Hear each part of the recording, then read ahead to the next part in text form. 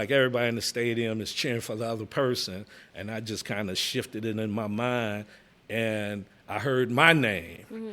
And that is something, that really has to happen, in my opinion, to sort of take full advantage of being an HBCU graduate.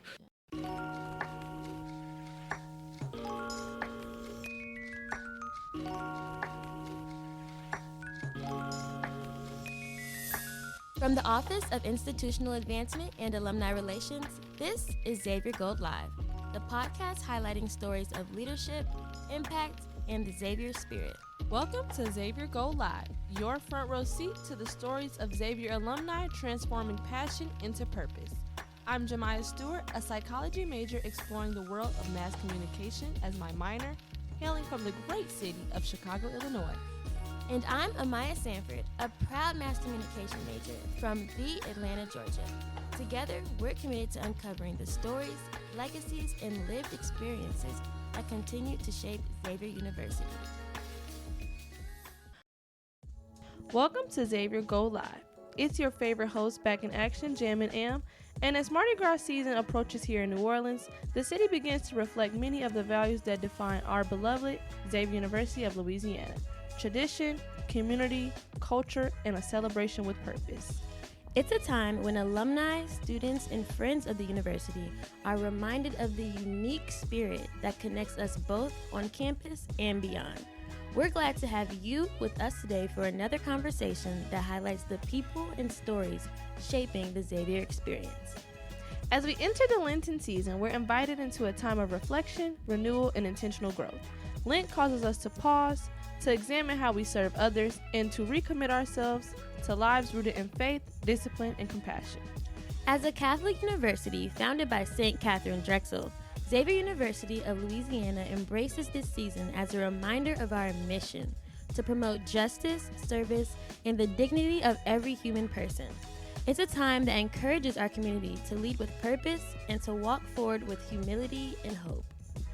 Here at Xavier, Lent is not only a season on the calendar, but a call to live our values more fully, on campus and far beyond it.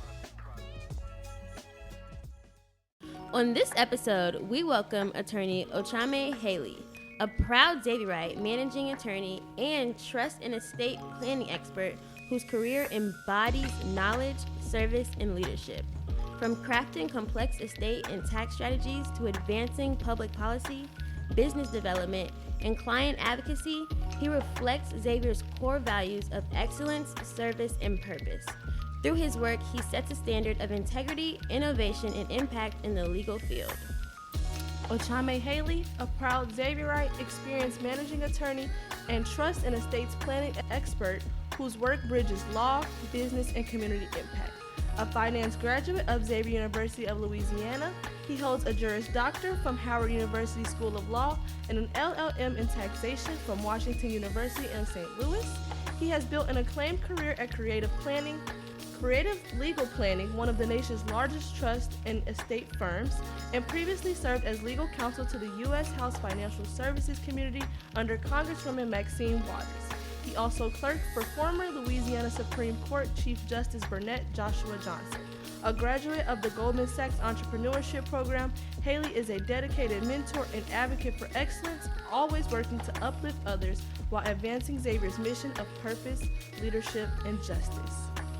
Attorney Haley, welcome to the show. Thank you for having me. You know how to lift a man's spirit. Let's jump right in. So, can you walk us through your career journey from your early days studying finance and then ultimately choosing to go into law all the way to your current role in trust and estate planning? Sure. So part of it with me had to do with guidance from mentors. I was at Xavier, I was studying political science, and with the intention that I was going to be an attorney. Mm-hmm. And I had two mentors, the late Judge Lolis Eli, and another mentor, Eric Fairlett, who's an attorney. And they, in essence, said, look, if you're going to law school, you might want to consider another major that would add something to the law degree. And so I had a proclivity for business, and that's how I ended up being a finance major here at Xavier. Xavier got me on the road to go into law school. I did my first year in the evening division at Loyola. It was painful. It was a huge culture shift. Mm-hmm. And this was also, it's the kind of thing that you all will see in 10, 15 years, how this stuff repeats itself, right? So a lot of what is really upsetting people right now was a similar kind of trend that took place when I went to Loyola, which was end affirmative action and, fewer black students. We went through the whole thing. And I guess I had just gotten spoiled at Xavier. And I'm at Loyola like, this is not working. Yeah. And so I transferred. I went to Howard School of Law, and it was like kind of took off from there. I had amazing instructors, and, I was inspired all the time. And it's how I started working for Congresswoman Maxine Waters. She had come up to Howard and spoke to us, and I ran into an airport. Wow. And I said, look, I'm Okyeame Haley. I'm a Howard Law student. You came talk to us. I have some time this summer. Anything I can do for you. She said, contact this person in my office. And one thing led to another. And I started working with her as a legal counsel on the House Banking and Finance Committee. Started a family around that time, had a child, ended up coming back to New Orleans, doing some work in the investment field with Prudential Financial, and then connected with a judge, Judge Angelique Reed, rest her soul. And I became a law clerk for her. And after that, I then became a law clerk for Chief Justice Bernard Joshua Johnson.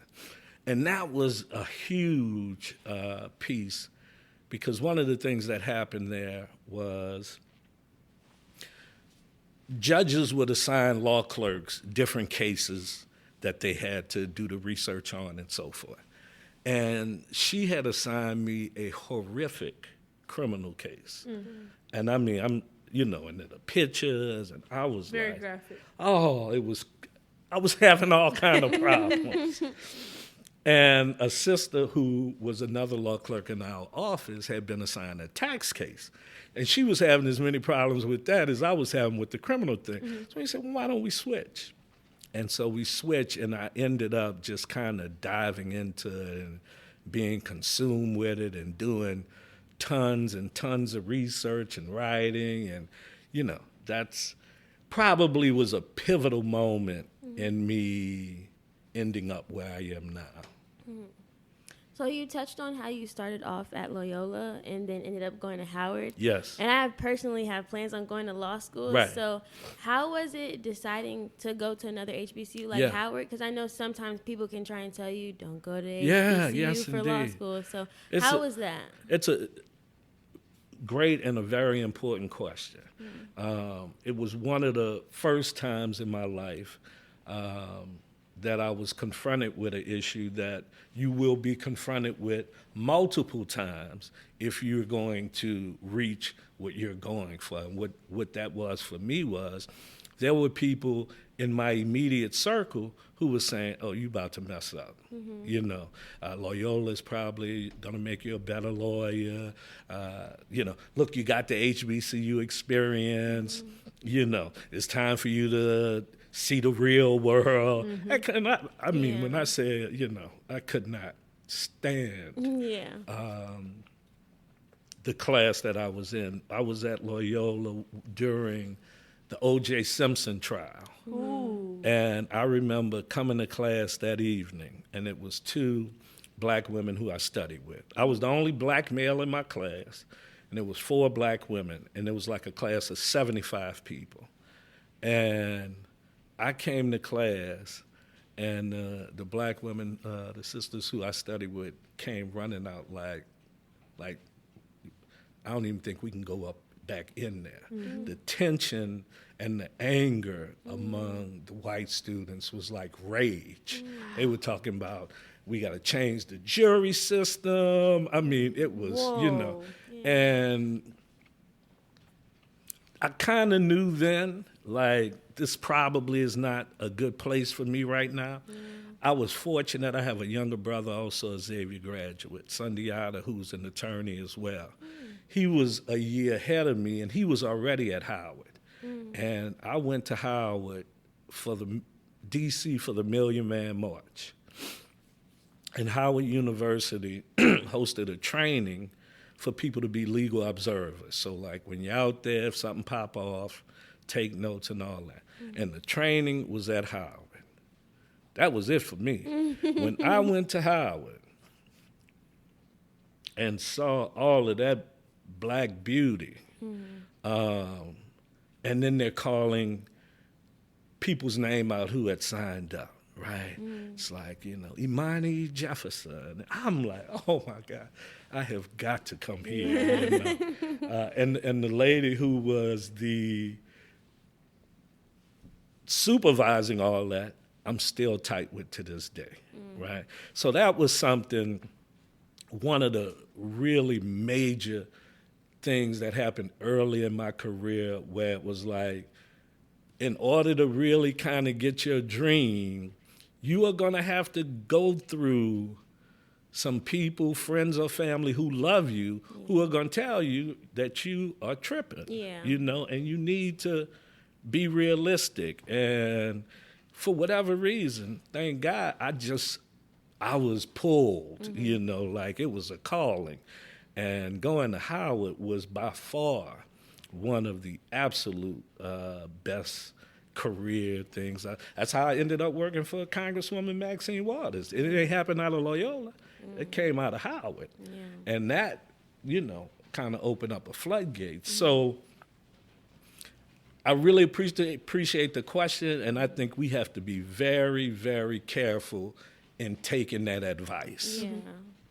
I'm glad that you brought that up, because I think a lot of times people underestimate the power behind HBCUs. Oh, yeah. Especially smaller HBCUs like Xavier. So in your background from finance at Xavier, a smaller HBCU who's really like a STEM school, how did that influence your approach for providing legal guidance to everybody that may not have that HBCU experience or did have the HBCU experience? How does that work for you?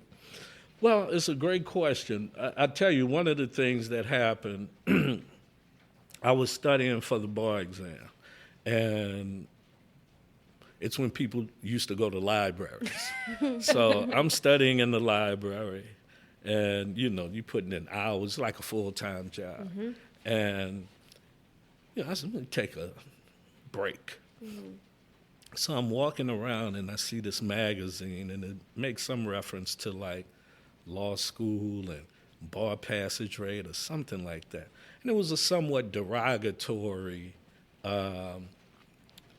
article, as I recall, about HBCU law schools, if not Howard specifically. And it motivated me like the whole rest of the way. I was like, ain't no way I'm not about to pass this. I'm about, these people out here, what have you. And I would say that continues to carry me into different spaces, right? It's like recently, the young sister Coco Gauff won the French Open. And at a point she says, one of her matches, she's like, everybody in the stadium is cheering for the other person. And I just kind of shifted it in my mind, and I heard my name. And that is something, that really has to happen, in my opinion, to sort of take full advantage of being an HBCU graduate. Because most white people haven't even heard of HBCU school. Definitely. And then the black people who secretly wish that they had that experience, will also kind of, but it's one of the things to always draw from, right? People who go into corporate environments, majority white institutions and all of that, boy, they love them HBCUs. They do. They were walking around like whatever. 2 years later, you in that other environment, and you like, I'm going to homecoming, I'm doing this. And so, it's not original, but I would say it propels me to show up, because I know that it's not just me, I assumed at some point I would be having this conversation with some young people from Xavier, right? And so that was always just kind of an inspiring part of the process for me. And you've done a lot in your career, and you do give back too. So how do you see your role as an attorney extending beyond the courtroom or boardroom into community impact and service? Great question. It's something I've struggled with. And the place I am now, it's where I am. I don't, know if it's popular. But, my feeling is so much emphasis is put on politics and voting, to some extent to the detriment of economics and spirituality.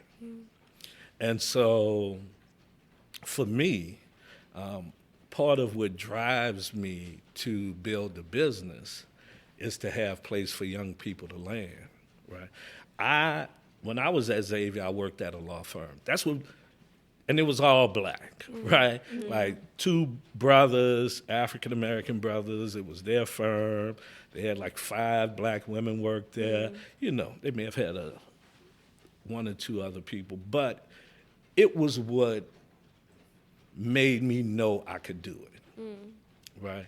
And so, in my opinion, like being able to give somebody an internship is as valuable as some of the more traditional kind of like I'm in the community type stuff. And I've served on multiple boards, educational nonprofits, nonprofits serving the elderly, and one of the things you realize is this is time consuming, right? If you're going to do it well. So for me, it's all kind of driven into building a business, building resources, and then being able, like I say, to give a young person an opportunity. What's up, Xavier family? You already know, when we say opportunity, we mean one that's going to feed your mind and your spirit. Exactly. This summer, we want to put y'all onto something special. The Institute for Black Catholic Studies, also known as IBCS, happening June 28th through July 17th, 2026, right here in the heart of New Orleans. IBCS has been doing this work since 1980, forming Christian disciples through theology, ministry, prayer, worship, and community, all grounded in the lived experiences of Black Catholics. And this summer's focus, collective discernment in the Black church, exploring communion, participation, and mission as we build a more inclusive, spirit-led church. Whether you're a student, minister, educator, or lifelong learner, IBCS has options for you: graduate and continuing education courses, plus a Master of Theology program. It's a 3-week summer session. CEUs are offered, and yes, this is all going down in New Orleans. So Xavier family, don't just hear about it. Take the next step. Visit xula.edu/IBCS to learn more. Check out the course notes and apply today. And as always, check the show notes. You know we got the hookup.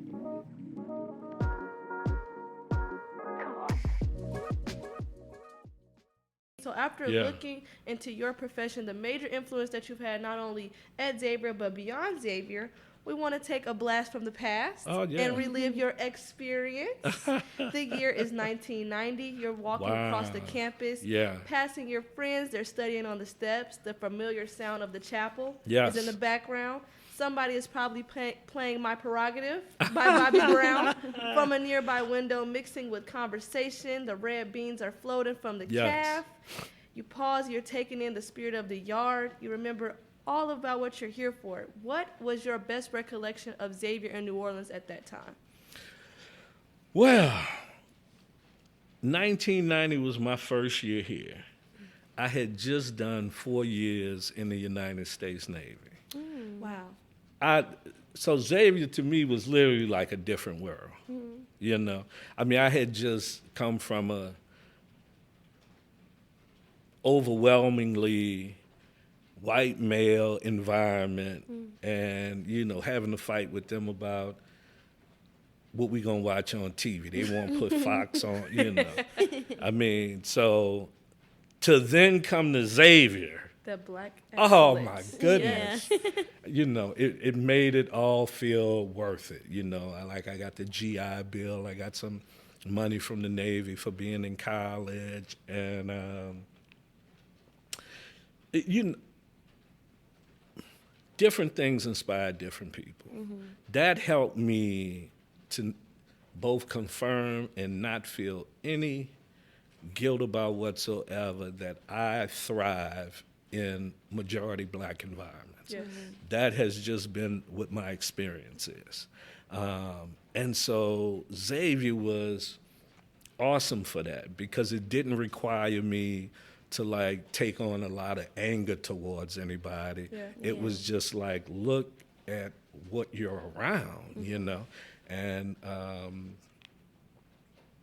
the more you get into the history, the more you're like, for example, my parents were civil rights veterans. It's how they met. And you often hear people talking about the civil rights when they talk about the Freedom Riders. I think Oprah dedicated like a whole show to the Freedom Riders, right? People who got on the bus to test segregation, they were bombed and all that. Well, they came here and stayed, I think, in St. Mike's. Right?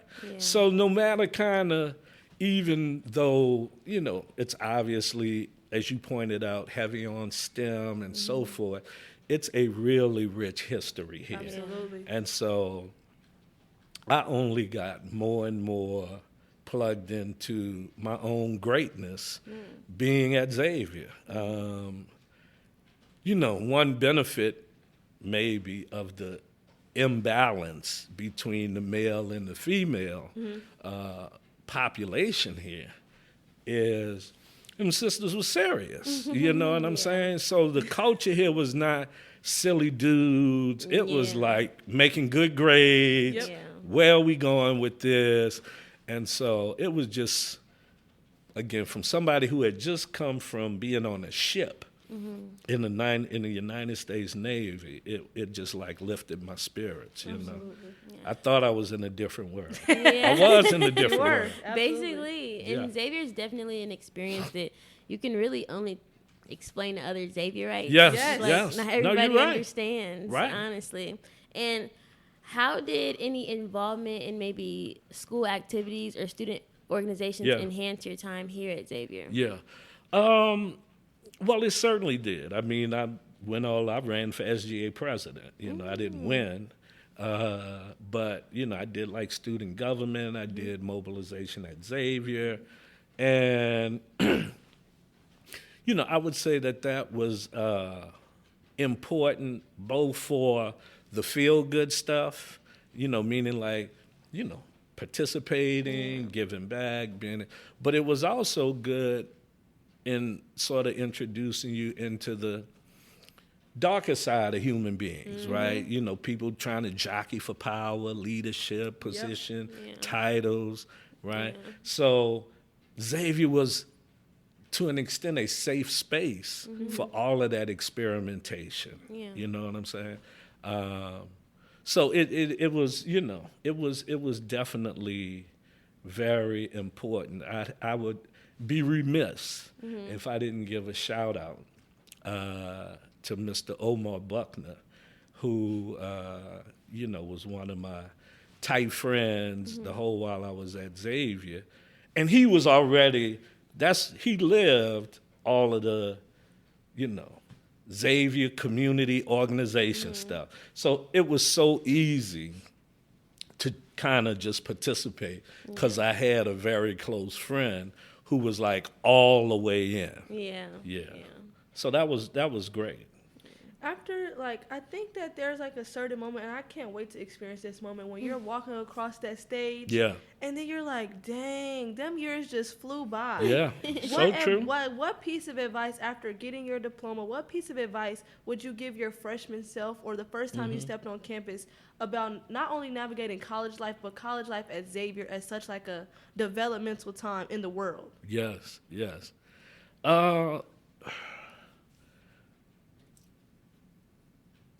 I guess if it's a bit of a cliche, but if I could tell myself anything, it would be chill out. It's going to work out. You are going to manifest the things that right now seem to be impossible. So uncertain. Yes. Yeah. All of that stuff came to pass. And it's so unfortunate that lack of faith or lack of courage or what have you can sometimes have you filled with anxiety about, everything from am I going to meet somebody to am I going to get this job, and all of it worked out. So I would probably encourage my younger self to trust my intuition more, to dig in deeper to who I am. Being an imitation of somebody else, you already surrendering you're not going to be the best, right? Because you're trying to be somebody else. So that's probably what I would say to myself. It takes a lot of courage to do that, though. It's a whole lot easier to kind of figure out what everybody's doing and kind of just go that way. But I would probably tell myself, trust your intuition more, have more courage, take more risk, and it's all going to work out. I feel like that's the beauty in Xavier, though, is that once those 4, 5, 6 years pass by, you don't realize it until the very end. And then you realize Xavier is the reason why that happened. Yeah. Xavier is the reason of the manifestation that everything is going to be okay. Once you enter and exit Xavier, that's just you have all the steps. You have all the keys that you need. So I would agree. Yeah. And I like that you said you would tell yourself to just chill out. Yes. Because I think that we can get overwhelmed. Oh, yeah. Everybody here is doing good things. Yes. So you can look at someone else and think, dang, I'm not doing enough. Yeah. But you're doing it. Right. You're really doing it. Right. So I like that you said that. I do like that. What role did Xavier's mission play in preparing you for your career? Oh, wow. It's, to some extent, I just made some remarks about that. What took me a while to realize was how powerful St. Catherine Drexel's legacy really makes almost whatever you do at Xavier consistent with some notion of social justice, right? Like Xavier is not, you don't get beat over the head with it, right? Xavier's not Howard, and not protest, the things like a lot of people know Howard for. But underlying everything at Xavier is our beginnings, right? And so this is somebody who inherited a fortune and decided and was intelligent about purchasing property and stuff like that for, Black people, Native Americans, and what have you. And so you can be at Xavier not even tuned into that and then have to take some class, and then it all comes up like or an something. aha moment. There you go, Yeah. right? Yeah. So looking back, that is probably a bigger and bigger part of how I associate my time and being a Xavierite, which was like we started, I think St. Catherine Drexel was probably 100 years before the Civil Rights Movement, right? And so I just think that is almost as the artist and Xavier professor, rest his soul, John Scott used to say, like it come up all out the concrete at Xavier. Like I say, you don't really have to be like focused on it. You're still gonna be a part of that. You're living in it. Living it, yeah. I'm so glad that you brought up legacy and inheritance, because you have a line of work where you're working with people, their trust, estate planning, focusing on that next step of life that people don't really think about. Right. Can you give us some more insight on how that looks and how alumni could be encouraged to not only dedicate their own legacy, but bring it back to Xavier at the end of the day? Absolutely. That's much of what we do. And part of the presentation I just gave was about talking about it from the perspective of the spirit of the gift, right? We could certainly get into the technical details of, a charitable remainder trust or revocable living trust or, what is legal and financial powers of attorney and so forth. But equally as important is, how do your values align with this, right?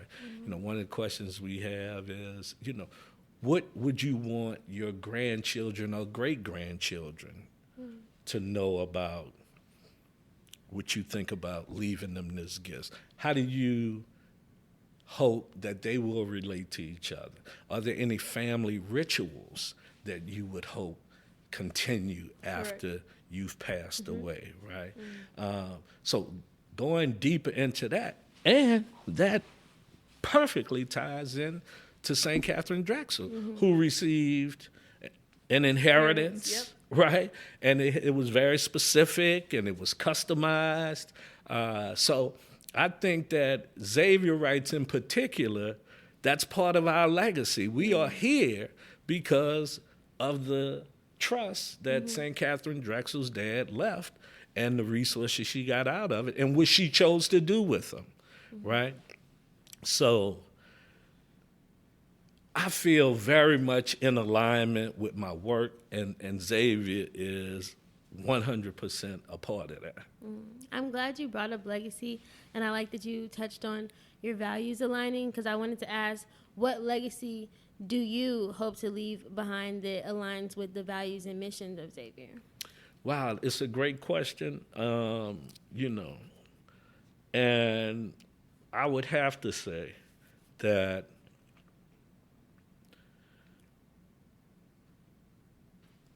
part of it is understanding that major things happen with very small steps over a period of time, right? When you're here, you want revolution, you want radical change, and, from time to time that happens, but for the most part, it's like incremental.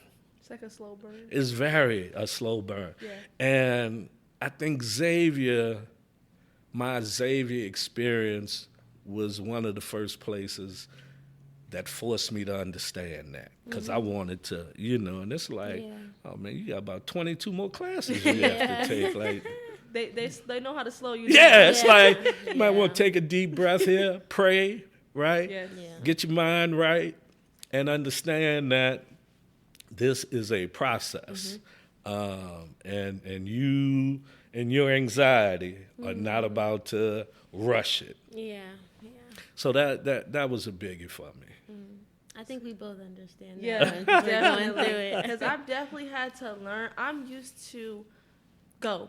Yes, And yeah. coming to Xavier, I've had to learn, baby girl. Yeah. You got to slow it Right. down. Yeah. Xavier knows how to bring you back Yeah. down and make you realize what's more important and right now. What's happening right now is more important. The end goal is going to happen. Yes. Because you're living in those steps that are going to make the end goal achievable. Mm-hmm. So, And people love to put pressure on young people and have you feeling like I got to do it. I got to do more. Yeah. And, and so even just the surroundings here suggest that you might want to cool out a little bit, man. Yes. Yeah. I've had to tell myself to cool out. Yeah. I just can't pile myself with too much. Yeah. Gotcha. Yeah. Anxious and all this extra stuff. Yeah, because those classes are still those classes. Those classes are still those classes. Yes. Yeah.